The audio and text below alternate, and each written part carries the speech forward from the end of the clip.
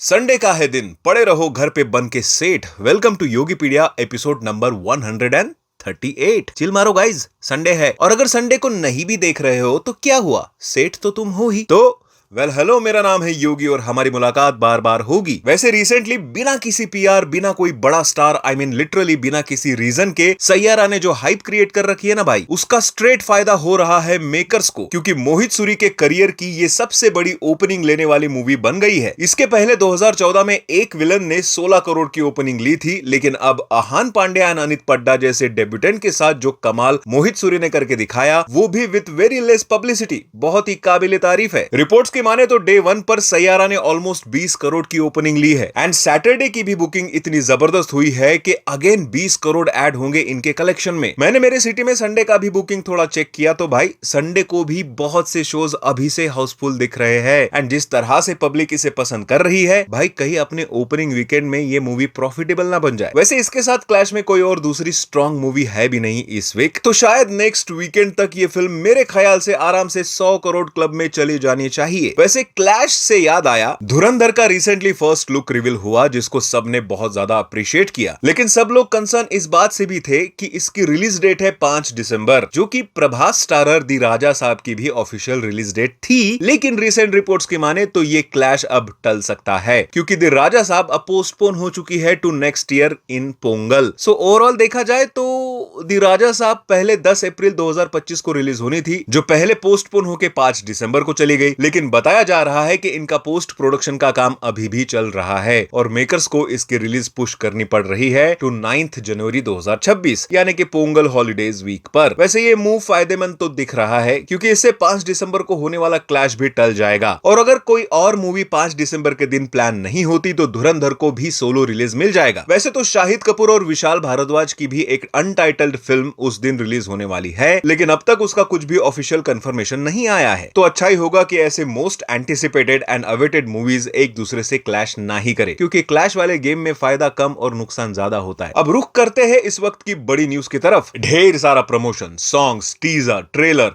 Reel पर promotion, 6 days to go जैसे poster release के बाद सन ऑफ सरदार 2 अब पोस्टपोन हो गई है बाय 1 वीक। मूवी पहले 25 जुलाई को आने वाली थी, जो अब आएगी 1 अगस्त को एंड रीजन है सैयारा। यस, न्यूज की माने तो सैयारा जिस तरह से परफॉर्म कर रही है बॉक्स ऑफिस पर, मेकर्स नहीं चाहते कि उनका क्लैश हो एक ऐसे मूवी से जिसके हाइप ऑलरेडी बहुत बढ़ चुकी है, और इसीलिए बिजनेस एस्पेक्ट्स को देखते हुए सन ऑफ सरदार 2 वालों ने एक बोल्ड डिसीजन लेते हुए अपनी मूवी को ही पोस्टपोन कर दिया ताकि किसी का बिजनेस अफेक्ट ना हो। और मेकर्स शायद सन ऑफ सरदार 2 का सेकंड ट्रेलर भी लेके आएंगे with stamp of new release date, but अब ये मूवी क्लैश करेगी धड़क 2 से।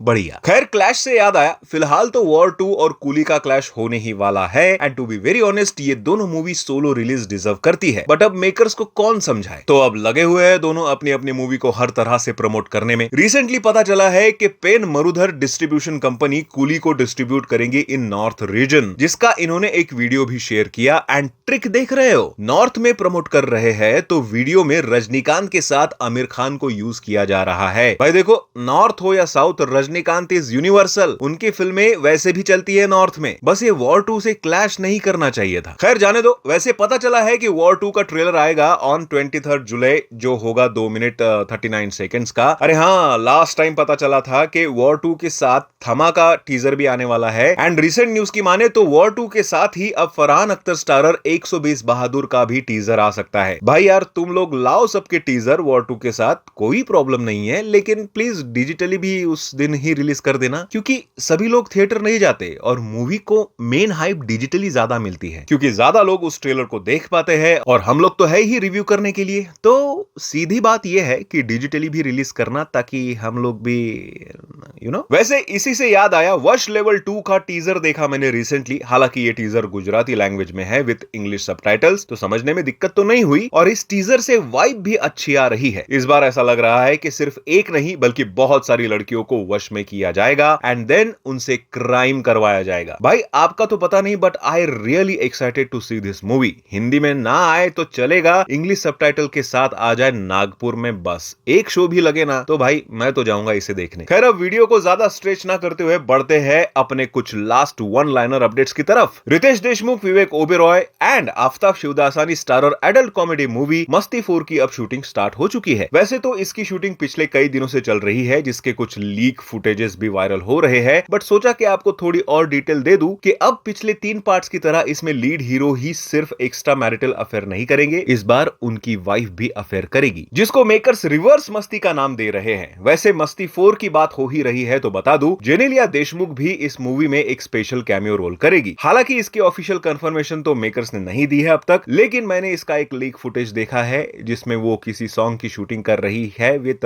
ऑल 3 लीडिंग एक्टर्स ऑफ मस्ती 4। SSMB 29 से अपडेट है कि महेश बाबू एंड प्रियंका चोपड़ा अगले शूटिंग शेड्यूल के लिए ईस्ट अफ्रीका जा रहे हैं, जहां पे वो अगस्त से शूटिंग स्टार्ट करेंगे। टॉकिंग अबाउट SSMB 29, सुनने में आ रहा है कि महेश बाबू इसमें स्टंट परफॉर्म करने के लिए कोई भी बॉडी डबल यूज नहीं करने वाले। रिपोर्ट्स की माने तो राजा मौली के साथ काम करते हुए प्रभास एंड रामचरण ने भी बॉडी डबल यूज नहीं किया था for performing stunts. Talking about stunts, पता चला है कि किंग के शूटिंग के दौरान कुछ एक्शन सीन्स परफॉर्म करते हुए शाहरुख खान इंजर्ड हो गए हैं। इंजुरी की एग्जैक्ट डिटेल तो पता नहीं चली, बट रिपोर्ट्स के अकॉर्डिंग इंजुरी के बाद वो अर्जेंटली यूएस गए फॉर मेडिकल ट्रीटमेंट, जिसके बाद डॉक्टर ने उन्हें 1 मंथ का ब्रेक लेने की एडवाइस दी। Talking about King, Raghav Juyal is going to play Jackie Shroff son in this movie. News की माने तो राघव का रोल एक प्लॉट ट्विस्ट की तरह होगा, जिसमें जैकी श्रॉफ अपने बेटे के मौत का बदला लेंगे। पता नहीं कितना सच है ये, बस ऐसे करते करते न्यूज वालों पूरी स्टोरी मत लीक कर देना यार। तो फाइनली न्यूज यहीं पर खत्म, पर वीडियो नहीं, क्योंकि ऐसा